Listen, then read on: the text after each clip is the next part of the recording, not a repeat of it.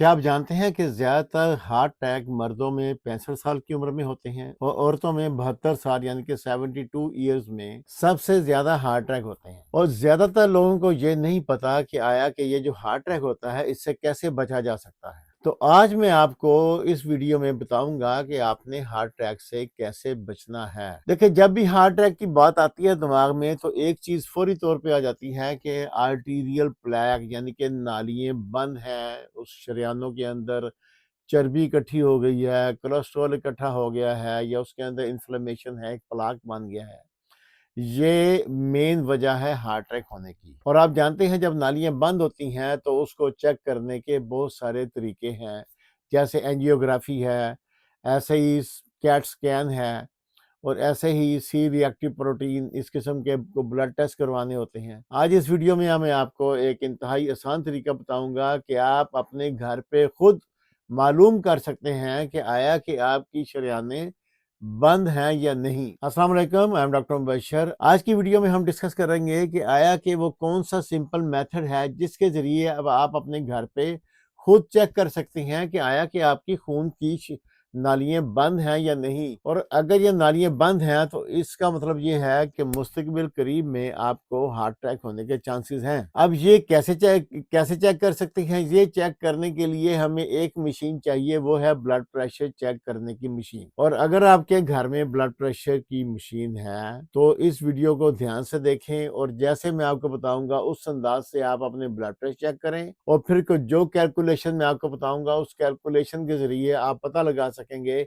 कि आपकी शरेयानें तंग हैं, बंद हैं या उनके अंदर प्लेक चर्बी इकट्ठी है या नहीं। आगे चलने से पहले चैनल को सब्सक्राइब करें, बेल आइकॉन को हिट करें ताकि जो भी नई वीडियो आए तो आपको उसका नोटिफिकेशन मिल सके। अब बात ये है टेस्ट करने की हमें क्यों जरूरत महसूस होती है। ये तब महसूस होती है कि जब आप थोड़ा सा जिस्मानी मशक्कत करते हैं, एक्सरसाइज करते हैं या कोई भी काम करते हैं तो आपको छाती पे दर्द महसूस होता है, थकावट का एहसास होता है और इंतहाई कमजोरी महसूस होती है। तो ये टेस्ट कैसे करना है? इसमें जो सबसे अहम चीज ये है कि इसमें 5 मिनट का मेथड है कि सबसे पहले आपने अपने बाजू का ब्लड प्रेशर चेक करना है। चेक करने का एक ही मेथड है कि आपने कोई बेड या कोई काउच उस पर लेट के चेक करना है, बैठ के चेक नहीं करना। एक ही पोजीशन में आपने सारे ब्लड प्रेशर अपने चेक करने हैं। चेक क्या करना है कि आपने लेट जाना है किसी चारपाई पे, बेड पे या काउच पे। फिर लेटने के बाद 5 मिनट आपने इंतजार करना है ताकि आप सुकून से रेस्ट हो जाए, आपकी जो पूरी बॉडी की जो सर्कुलेशन है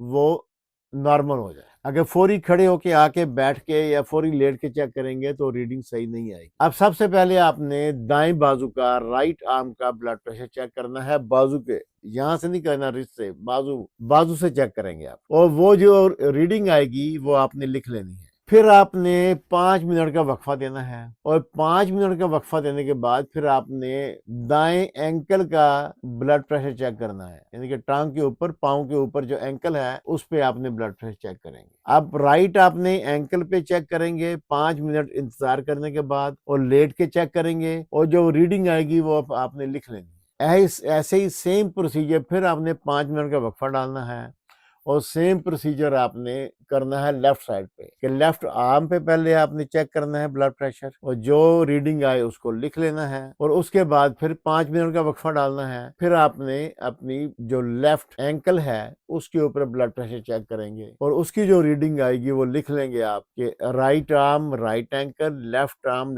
लेफ्ट एंकल। और ये जो ब्लड प्रेशर चेक करने की टेक्निक है इसको कहते हैं ABI इंडेक्स, यानी एंकल ब्रेकियल इंडेक्स। और अगर किसी को पहले ही उसकी टांगों में डीवीटी या उसकी टांगे खराब हैं, वेन्स खराब हैं, पहले से डॉक्टर ने डायग्नोस किया हुआ है कि आपको डीवीटी है, डीप वेन थ्रोम्बोसिस, या आपकी टांगों में बड़ी बड़ी नसें बाहर निकली हुई हैं, बहुत सारे जख्म हैं या डायबिटिक फुट है, तो इसका मतलब है कि पहले से ही आपकी वेसल खराब है। तो आपको इस किस्म के टेस्ट करने की कोई जरूरत नहीं है क्योंकि पहले ही आपका मसला डिस्टर्ब है, खराब है। अब आपने रीडिंग ले ली है तो इसको कैलकुलेट कैसे करना है? उसका कैलकुलेशन ऐसे करनी है कि जो ऊपर वाला ब्लड प्रेशर जिसको हम सिस्टोलिक ब्लड प्रेशर कहते हैं, वो जो एंकल का हमने लिया ब्लड प्रेशर उसको हमने ऊपर रखना है। मिसाल के तौर पे आपने राइट आर्म पे आपने चेक किया है, उसकी रीडिंग आ गई है 116/70 और आपने राइट जो अपने एंकल चेक किया है उसकी आ गई है 126/75। अब कैलकुलेट क्या करना है कि जो सिस्टोलिक ब्लड प्रेशर है वो ऊपर वाला होता है, यानी कि 116/70 उसका 116 आपने लेना है, और एंकल का नीचे वाला 126 लेना है। जो एंकल वाला है उसको ऊपर रखना है, चाहे वो कम है या ज्यादा, आपने रखना उसको ऊपर ही है। एंकल वाला आपने ऊपर रखा, 126 आपने ऊपर रखा, उसको 116 116 से आपने तक डिवाइड किया तो ये 1.1 आ गया। ये नॉर्मल है। इसकी नॉर्मल लिमिट क्या है? इसकी नॉर्मल लिमिट है 1 से लेके 1.4 तक। अगर 1 से नीचे है, 0.9 है, तो ये एक्सेप्टेबल है। इट मीन्स कि आपको थोड़ी सी मूवमेंट ज्यादा करनी है, एक्सरसाइज ज्यादा करनी है। अभी आप रिस्क पे नहीं है लेकिन बॉर्डर लाइन पे है, यानी कि आपकी शरीयानी अभी बंद नहीं हुई लेकिन बंद होने का खदशा है। और अगर इसको 0.8 या उससे कम है, जूं जूं नीचे जाएंगे, इट मीन्स कि आपकी शरीयाने उनके अंदर अच्छा खासा तंग है, प्लाक जमा हुआ है, कोलेस्ट्रॉल, इन्फ्लेमेशन या चर्बी उसके अंदर अच्छी खासी जमा हुई हुई है। और जब हम जाएंगे इसके ऊपर, यानी कि 1.4 से अगर ज्यादा है, तो इट मीन्स के प्लाक के साथ साथ वो जो नसें हैं वो इंतहाई सख्त हो चुकी हैं, हार्डनिंग ऑफ वेसल्स होगी वहां। अब आप खुद घर पे चेक करें तो इससे आपको अंदाजा हो जाएगा कि आया कि आपकी वेसल्स तंग है या नहीं। अब ज़हन में एक सवाल आता है कि हमारे तो जिस्म में हर जगह शरीयाने, ये वेसल्स, आर्टरीज मौजूद हैं, एंकल की ही आर्टरी को या टांगों ही की जो वेसल्स है उसको क्यों लेते हैं? इसमें यह है कि जो टांगों के अंदर वेसल्स हैं वो पतली होती हैं, तंग होती हैं पहले ही, और वो हमारे पट्टों के अंदर जकड़ी होती हैं, और उनकी फ्लेक्सिबिलिटी डिपेंड करती है, जितने हमारे पट्टे फ्लेक्सिबल हैं, मजबूत हैं, उतनी ही वो शरीयाने मजबूत होंगी। अगर हम आपकी टांग की पिंडली के पट्टे या टांगों के पट्टे अकड़े हुए हैं, दुखते रहते हैं, सोजिश है उसके अंदर, तो इट मीन्स कि आपकी जो वेसल्स हैं उनके अंदर भी सोजिश है। बेसिकली वो वेसल्स तंग हैं, कमजोर हैं, और इसी वजह से खून की गर्दिश प्रॉपर पट्टों को नहीं होती, जिसकी वजह से पट्टे दुखते रहते हैं। और इस इंडेक्स के मुताबिक जो बीमारी सामने आएगी उसको हम कहेंगे पेरिफेरल आर्टरी डिजीज या पीएडी। देखिए, पीएडी एक इंतहाई तकलीफ दे और खतरनाक बीमारी है। इसमें टांगों में क्रैम्प्स पड़ते हैं, वहां दर्द होती है, सोजन हो जाएगी, स्वेलिंग हो जाएगी, और यहाँ तक कि बाजों का तो आपको बिल्कुल वो टांग का वो हिस्सा जहाँ पे ये मसला होता है वो बिल्कुल शाइनिंग, और वहां पे बाल नहीं होंगे, बाल उड़ जाते हैं, खत्म हो जाते हैं। इसकी वजह यह है कि हमारे जिस्म के किसी भी हिस्से में जब ब्लड की सप्लाई बंद हो जाती है तो वो हिस्सा डाई हो जाता है, मर जाता है या डैमेज होना शुरू हो जाता है। ऐसे ही जब टांगों के इस एरिया में हमारे हेयर फॉलिकल को ब्लड की सप्लाई नहीं होती तो हेयर फॉलिकल डैमेज हो जाते हैं, डाई हो जाते हैं, जिसकी वजह से बाल वहां से उड़ जाते हैं। और अक्सर टांग आपने देखी होगी कि जब